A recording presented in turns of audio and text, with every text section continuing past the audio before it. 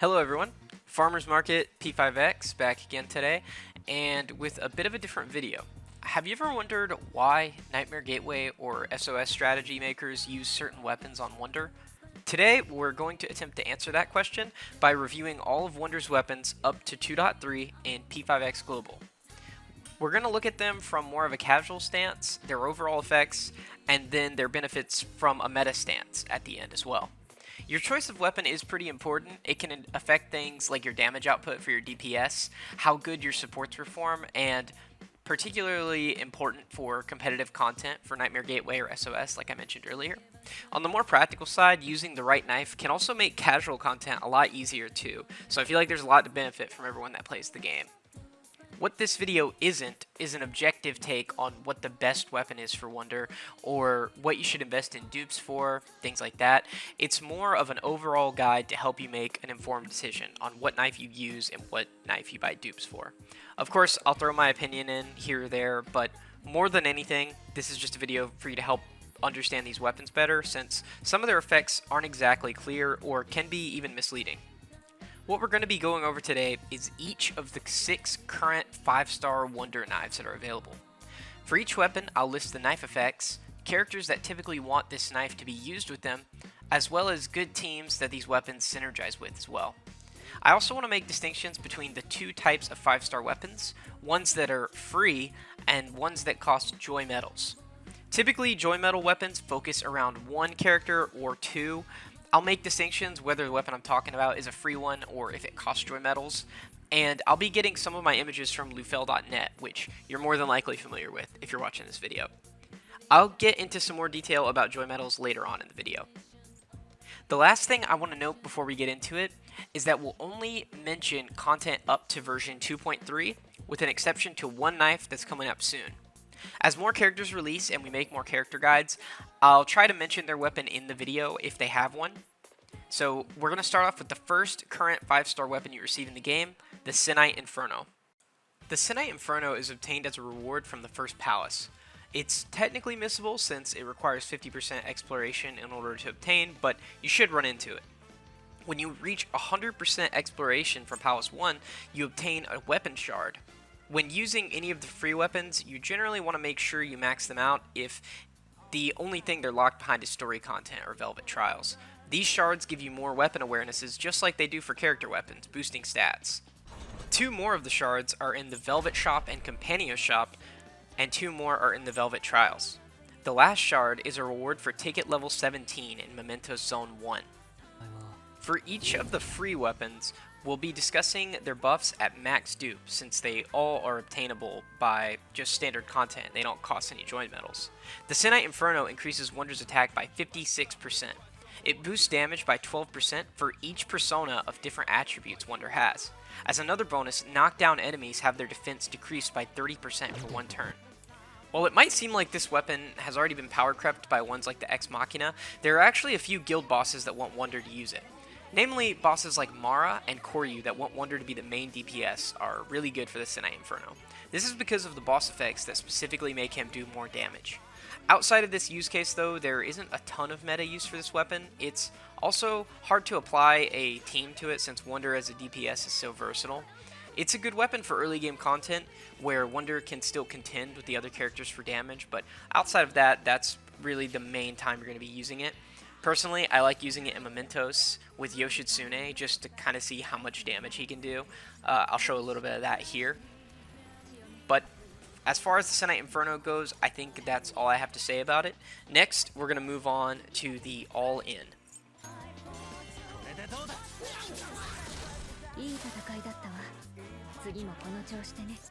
The All-In is our next weapon, and it's obtained with 50% progression in Palace 2, very similar to the Sennite Inferno. The other shards being unlocked at 100% in the Palace, as well as 2 being in the Velvet Trials, 1 being tied to ticket level 17 of Mementos Zone 2, and the last 2 being in the shops I previously mentioned. The first 2 weapons definitely have some of the most accessibility in the game. The All-In is an interesting weapon because it has a direct focus on healing, unlike almost all of the other weapons. It increases healing and shield by 40% and increases party defense by 40% as well. When Wonder uses skills on allies, it also restores 20% of that main target's HP. The obvious application for this weapon is for content you're under-leveled on, as well as contents where you're lacking a good healer. It's your go-to weapon for turning Wonder into a sustained character. Despite the focus on healing, it's actually better for him to use shield options since he gets more mileage, like Norn's Wind Barrier as well as Norn's Highlight. This way, he's doing more of a proactive approach to incoming damage than reactive. It's also great for cheesing the Velvet Trials if the enemies are doing a little too much damage, and Wonder's shielding options are just better right now than his HP restorative options. While you might think there's no meta use for this weapon anymore, there's actually one team that still uses this knife on all versions of the game to this day, the Yusuke team. Yusuke is one of the strangest DPS characters we have, not just because of how his counter works, but also because of his scaling. He scales exclusively off defense, making the attack buffs most weapons provide completely useless for his team.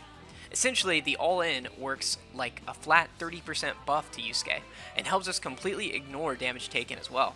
If you run Norn, you can continue this string of buffs by applying shields to Yusuke, assisting with one of his passives. Despite it not being super useful in the meta, I still think this is a really cool weapon, and I'm glad that Wonder has a healing option.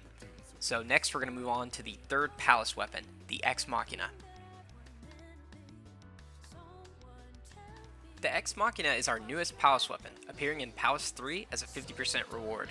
Just like the other two knives, a shard is awarded at 100%, 2 appear in shops, and 1 is a reward for ticket level 10 in Memento Zone 3.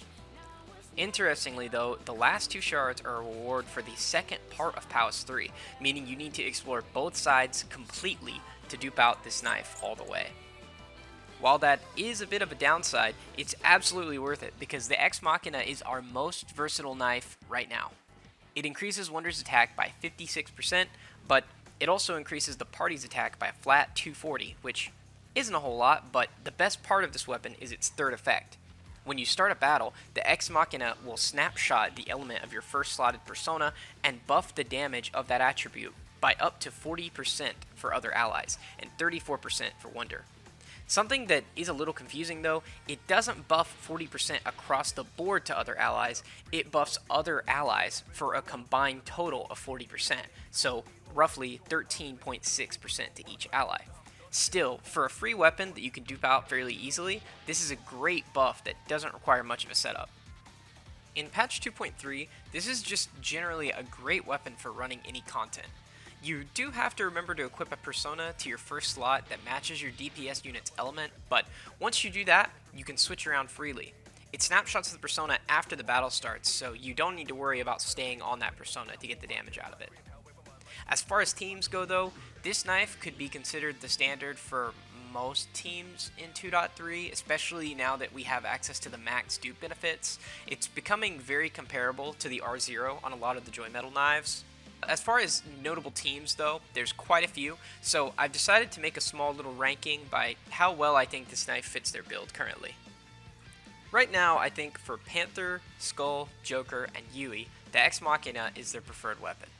Both of our standard DPS units use it to pretty great effect. It's definitely their best weapon. Joker won't get his true knife until the 4.0 patches, so this is his best knife by default as well. Yui is in the same boat as Joker, not having a dedicated weapon for a very long time. It's very common for characters that don't have a dedicated weapon to default to this one. I've put Queen in her own category here because she's in a bit of a weird spot. Her preferred weapon definitely isn't this one. It's one we'll talk about soon, but this weapon is still really good for her. This isn't just because of the attack buff, but also Queen's best persona, Bishamonten, is a very easy character to slot first. All you really have to do is add agility boost to him, depending on your character speeds. Other than that, it's a pretty good weapon for her, but like I said, we'll get to an even better one for her in a bit. I'm putting Summer Closer and Mesa at the bottom because they both have weapons they're supposed to use instead, but the Ex Machina isn't a bad replacement for them. I would go as far as to argue the DPS loss between a full dupe of this and the A0 or the R0 of their Joy Metal weapon would only be a few million score in Nightmare Gateway, but I would also mention that this weapon isn't ideal for them. Before we move on, I want to talk a little bit about Joy Metals, the scarcity of them in global, and why buying Joy Metal weapons is important. Joy metal weapons are purchased in the Land of Fortune shop, with the base weapon costing 1,000 and the dupes costing 800 each. This makes each weapon cost a whopping 5,800 joy medals to max out, which is completely infeasible to do all of them right now. I have a few notes on this. First, I don't think you should buy anything from this shop except for weapons and their dupes. The random space selectors are a little tempting, but personally I would stay away from them, and there's plenty of them in other shops. Joy medals as a resource are pretty scarce, and it'll likely be a while before we're ever able to actually catch up to have all A6 joy metal knives. The second point I want to make is a little more controversial. I think you should buy each knife as they release versus buying the dupes. The reason is pretty simple. You might skip the character the weapon's for, but you still might end up using them as assist characters in Nightmare Gateway. You also may end up pulling them in a rerun down the road and then realize you don't have enough joy medals to shell out 1,000 to buy one. This could be a take that ages horribly, but considering we have yet another knife getting added in a few patches and a ton of them on CN right now, I think we'll continue to be in a deficit when it comes to trying to dupe them out. That's just my 2 cents though. We're going to move on into joy metal weapons, ordered by release date. Another thing I want to clarify is that when we're comparing these weapons, the Palace weapons versus the joy metal weapons, we're talking about the Palace weapons A6 since they're relatively easy to obtain, and when we talk about joy metal knives, we're going to talk about the A0 effects since most people may have maybe a shard, if not just A0 on their joy metal weapons. So let's move on to the next knife. The Arc Knife is the first joy metal weapon ever released, and it's also the first to focus on elemental ailments. Like always, it increases Wonder's attack by 28% and his elemental ailment accuracy by 15%. As far as effects on the party go, after Wonder attacks a foe, the enemy's defense decreases by 4.5% for 2 turns. Where this buff gets interesting though is that for each elemental ailment the enemy has, the debuff is multiplied up to 18% at R0. You can see in this clip when Bishamonten uses an ability on Wonder that the enemy receives the debuff Power of Creation. This is the debuff that the Arc Knife gives, which normally provides a 4.5% debuff. Here it does 6%, but that's because I have a dupe on the weapon. So every time Wonder uses one of these types of skills on the enemy where they take damage, they receive this debuff. One of the only downsides of this weapon is that Wonder does actually have to attack the enemy for this weapon to get its effect off, and it needs to be refreshed every 2 turns. For a while, this was the go-to knife for the Queen team. It's in a bit of a weird spot right now for a couple reasons. The biggest one is with patch 2.3, we got the rest of Palace 3, which let us get the Ex Machina to R6, which provides a pretty competitive buff compared to the Arc Knife, and it gives you more breathing room for your builds. Queen and Vino get a 13% buff at A6, which is a considerable boost to scores. The other thing is that it costs over 5,000 joy medals to get and max out, which is an extremely high amount for where we are in the game. However, at A1, the Arc Knife is just a really easy pick for me for this team, providing a 24% defense down to the target. It also fits well into the Queen rotation since you tend to use Imperial Purge with Bishamonten. So there's your attack you need. It's a weapon that demands more of a setup for sure, but when we have the resources to A6 it, the Queen team will get a really, really nice boost. It's also not a terrible weapon for Yui, but I do think she prefers the Ex Machina for now, unless you have this one duped out. Our next 2 weapons are interesting because of how few characters actually want to use them. I would go as far as to say you don't have much interest in them unless you're more into a competitive aspect of this game. The first one is Glimmer, a weapon exclusively for Summer Closer. Despite this, it actually released with the Cord update in 2.0. Like always, it increases Wonder's attack by 26% at R0, increasing Bless damage and healing by 11%. At the start of a turn, Blessing is granted to one ally and increases their damage by 8%. If that targets a Bless character, then it increases their Bless damage by 8% more. This weapon description is going to focus in on Summer Closer a bit more since it's exclusively her weapon, even in the most up-to-date version of the game. This weapon, even at A0, isn't power crept by the A6 Ex Machina, and this is for a few reasons. Not only is the damage buff for Glimmer on Summer Closer roughly 3% more than the Ex Machina R6 when this weapon's only at A0, but also its effect reactivates every 2 turns, regardless of if you hit an enemy or anything like that, like the Arc Knife. So essentially, this is just a better weapon for Summer Closer, even at R0 versus the maxed out version of the Ex Machina. You know I'm already an advocate for buying all the knives, but if you have this character, this one is pretty important. The Eye of Obsequies is another very niche weapon, only having a real use for one character.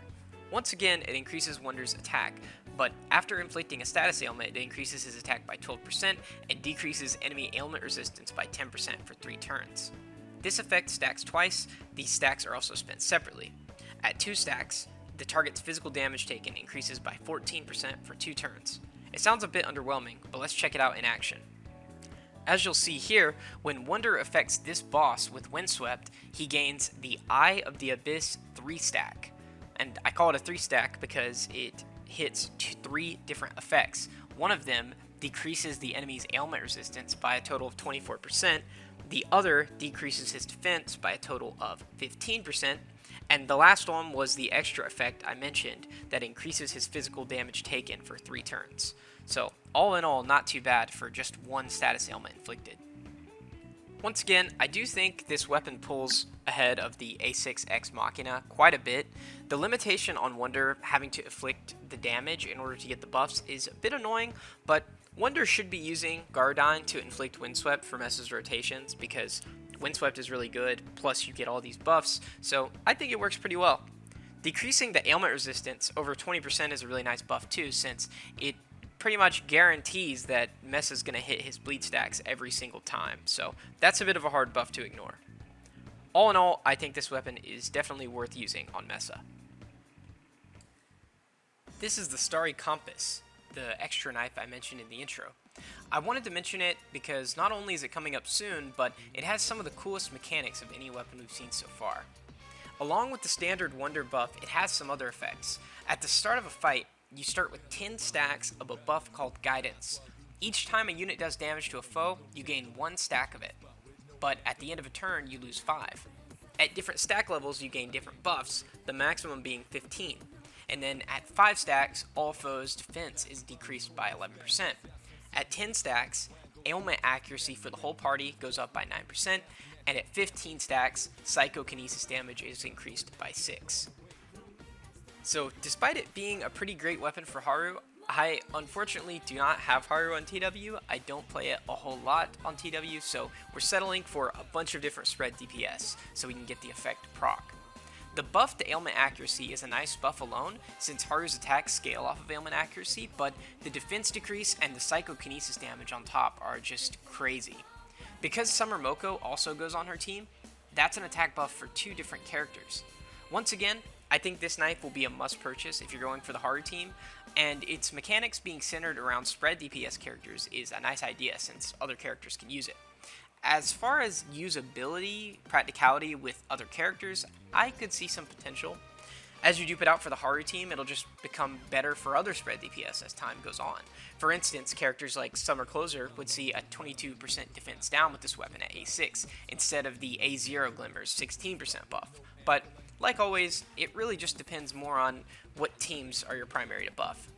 So by the end here, I did finally get all 3 of the effects to proc. Of course, they're in Chinese, but I assure you based on those percents, those are the buffs and debuffs we were talking about earlier. And for now, that's all the Wonder weapons we have in the game. Much like our Revelations card video, I wanted to make this one since it isn't always clear why people use certain weapons on Wonder, and to potentially make you start thinking a little more about why you're using a specific weapon for a certain team comp, if you're unsure on which one's best. His weapon has a deceptively good effect on his party, especially in Nightmare Gateway and SOS. Again, my personal opinion is that it's a good idea to pick up each Wonder Knife, but I could also see an argument in fully investing in the teams you're most interested in too. What makes the best weapon is more about your team comp and how often you think you'll use specific characters. I think it's a lot better to be careful with your joy metal spending either way, since they're so rare on global right now. If you enjoyed the video, please leave a like. It helps us a ton since we're still kind of, growing in our early stages. And stay tuned for more from us. Thank you for watching.